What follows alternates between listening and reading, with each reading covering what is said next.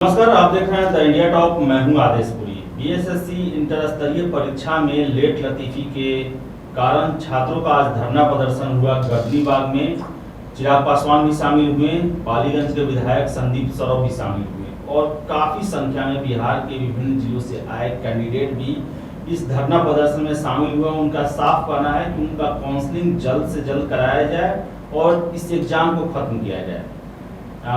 ये आंदोलन जो चला इसकी अगुवाई कर रहे थे दिलीप कुमार। दिलीप हमारे साथ हैं, इनसे ही जानेंगे कैसा रहा आपका आंदोलन, कितना आपको लग रहा है कि अब इससे दबाव बन पाएगा आयोग पर।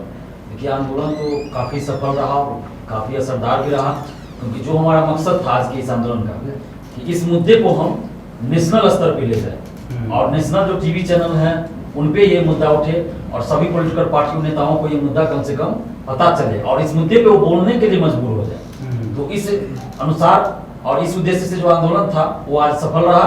और आज देखिए, आप सभी नेशनल चैनल वाले आए थे, टीवी चैनल वाले, उसके बाद दो नेता भी आए थे, चिराग पासवान जी और संदीप सौरभ जी, विधायक भी हैं संदीप सौरभ जी, और चिराग पासवान जी सांसद भी है और राष्ट्रीय अध्यक्ष हैं लोजपा के। तो ये लोग भी आए थे। हमने सभी का आह्वान किया था, ऐसा नहीं है कि हमने चिराग पासवान जी या फिर संदीप सौरभ को ही इन्वाइट किया था।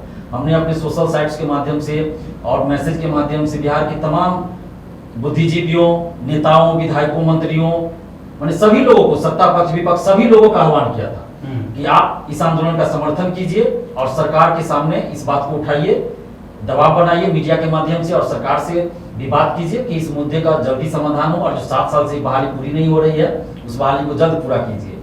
तो हम इस चीज में आज सफल रहे हैं, क्योंकि ये हमारा मुद्दा अब नेशनल स्तर पे उठ चुका है और आगे भी अभी ये जारी रहेगा। तो हमारा ये नहीं था कि किसी खास नेता को बुलाने का मकसद या किसी ऐसा नहीं था किसी पार्टी वाले को बुलाने का मकसद, ऐसा कुछ नहीं था, बल्कि बीएसएससी के अभ्यर्थियों ने ही सभी नेताओं के पास फोन किया था। कुछ लोग पर्सनली जाके मिले भी थे कि आप लोग इस मुद्दे को उठाइए, और सोशल साइट्स और अखबारों में भी खबर छपी थी, यूट्यूब चैनलों पे चला था कि 23 सितंबर को आंदोलन है, किस लिए आंदोलन है, ये भी चला था कि 7 साल पहले की वैकेंसी है, अभी तक पूरी नहीं हुई।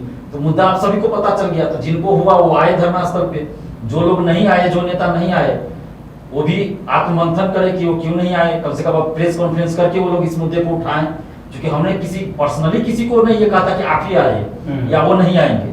हमने आह्वान किया था कि सभी लोग समर्थन कीजिए, आ सकते हैं तो सभी लोग धरना स्थल पे आइए, समर्थन कीजिए।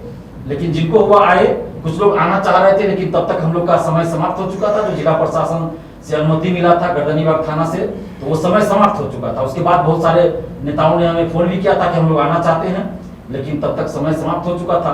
तो कोई भी गैर कानूनी काम हम लोग नहीं कर सकते थे। तो हम लोगों ने उनसे कहा है कि अगर आप हमारा समर्थन करते हैं, आंदोलन का, छात्र हित की बात करते हैं, तो आप मीडिया के माध्यम से इस मुद्दे को उठाइए, सरकार से जाके आप लोग बात कीजिए, आपके पास तो पावर है, आप इस मुद्दे को उठाइए, नेशनल चैनल पे उठाइए, लोकल चैनल पे उठाइए, सभी चैनल पे उठाइए। तो उन लोगों ने कहा है उठाएंगे, अब देखते हैं कि उठाते हैं कि नहीं। लेकिन हम आपके चैनल के माध्यम से पुनः आग्रह कर रहे हैं, जितने भी बुद्धिजीवी हैं, समाज सेवी हैं, शिक्षकगण हैं, पॉलिटिकल पार्टियां हैं, नेतागण हैं, मीडिया के बंधु लोग हैं, सभी लोगों से आग्रह कर रहे हैं कि इस मुद्दे को आप लोग लगातार उठाते रहिए, ताकि सरकार पे दबाव बने और सरकार इस बहाली को जल्द पूरा करने के लिए मजबूर हो जाए और सरकार की तरफ से ये आदेश जाए कि बीएसएससी जल्द इस बहाली को पूरा करे। क्योंकि बीएसएससी अपने मन से तो ये बहाली जल्द पूरा नहीं करेगी, क्योंकि उसका हम लोग इतिहास देख रहे हैं।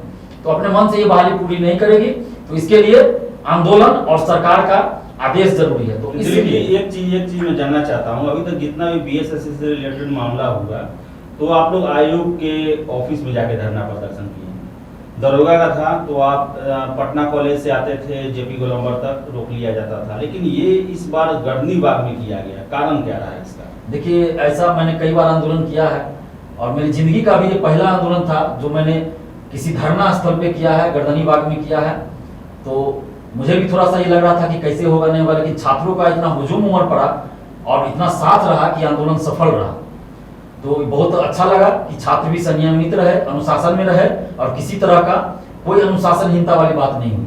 जो हम लोग का मकसद था कि शांतिपूर्वक अपनी बातों को सरकार तक पहुंचाना है, उसमें हम लोग सफल रहे हैं। और बीएसएससी ऑफिस, पहले आंदोलन का डेट रखा गया था 23 सितंबर को कि बीएसएससी ऑफिस ही होता है ये आंदोलन, लेकिन हुआ था कि आंदोलन के दबाव में 19 सितंबर की रात को बीएसएससी ने नोटिस जारी कर दिया कि हम काउंसलिंग जो है नवंबर प्रथम सप्ताह में करवाएंगे। तो हम लोग का आंदोलन का पहले से डिमांड भी यही था कि काउंसलिंग का डेट आप जल्द घोषित कीजिए।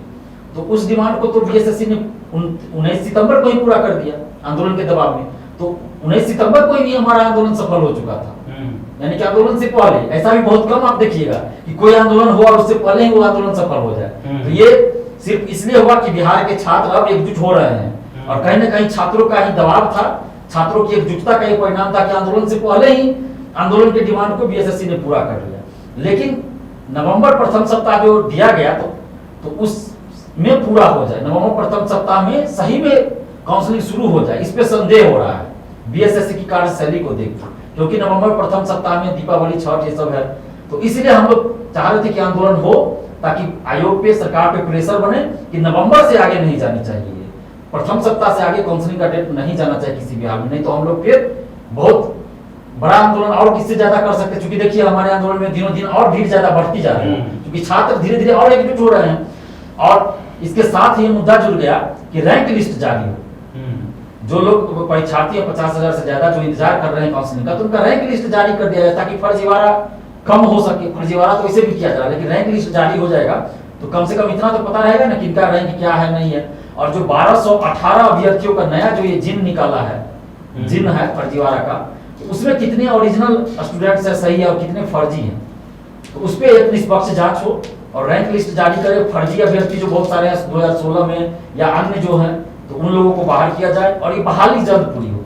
तो इसलिए हम लोगों ने बीएसएससी ऑफिस के स्थान पे गर्दनी बांध रखा, ताकि इस मुद्दे को अब हम लोग सरकार के नजर में लाए, पॉलिटिकल पार्टी के नजर में लाए, नेशनल चैनल पे इसको उठा सके, और उस मकसद में हम लोग आज सफल रहे। इसलिए हम लोग का ये आंदोलन आज पूर्णतः सफल रहा। एक अंतिम प्रश्न है कि मैं बैनर में देख रहा था और आपका जो ये मांग जो था उसमें सचिव और अध्यक्ष को हटाने के लिए भी था, वो क्यों? सचिव अध्यक्ष को हटाने की मांग इसलिए हम लोग कर रहे हैं क्योंकि इनसे या तो काम नहीं हो पा रहा है, ये निकम्मा है एकदम, या फिर ये किसी न किसी तरह का फर्जीवाड़ा कर रहे हैं। दो ही बात हो सकती है ना, या तो फर्जीवाड़ा कर रहे हैं ताकि लंबा समय खींच ले तो जितना पैसा आ जाए वसूली कर ले, या फिर इनसे काम ही नहीं हो रहा है, निकम्मा है ये लोग। तो इसलिए इनको हटाया जाना चाहिए, क्योंकि जब ये बहाली पूरा कर ही नहीं पा रहे हैं, इनसे काम ही नहीं हो रहा है, तो फिर ये पद पे क्यों बने हुए? तो इसलिए इनको हटा दिया जाए और नए लोगों को मौका दिया जाए, तो शायद अच्छा हो जाए बीएसएससी के लिए भी और बिहार के छात्रों के लिए भी अच्छा हो जाए। तो इसलिए हम लोग चाह रहे हैं कि बीएसएससी के सचिव अध्यक्ष को हटा ही दिया जाए, क्योंकि वैसे भी ये लोग कुछ कर नहीं पा रहे हैं, तो रहने से क्या फायदा। तो ये थे दिलीप, आज आंदोलन किए, इन्होंने धरना प्रदर्शन किया गढ़नी बाग में और काफी इफेक्टिव रहा। बहुत बड़ी संख्या में छात्र आए और नेता भी इसमें शामिल हुए और उन्होंने वादा किया कि इस मुद्दे को, जो बिहार के कैंडिडेट 7 सालों से परीक्षा खत्म होने का इंतजार कर रहे हैं, उसे वो आयोग के समक्ष और सरकार के समक्ष जरूर रखेंगे। तो अब देखने वाली बात है कि जो धरना प्रदर्शन हुआ, दबाव बनाया गया, उसका क्या असर होता है। बीएसएससी की कार्यप्रणाली सुधरती है या फिर से छात्रों को सड़क पर उतरना पड़ेगा, इस समय बताएगा। लेकिन आपको आप बताएं कि छात्र जो है काफी संगठित हुए हैं और उन्होंने अपनी बातों को काफी मजबूती से रखा है। तो फिलहाल इस वीडियो में इतना ही। वीडियो पसंद है लाइक शेयर करें, हमारे चैनल द इंडिया टॉप को सब्सक्राइब जरूर कर लें। धन्यवाद।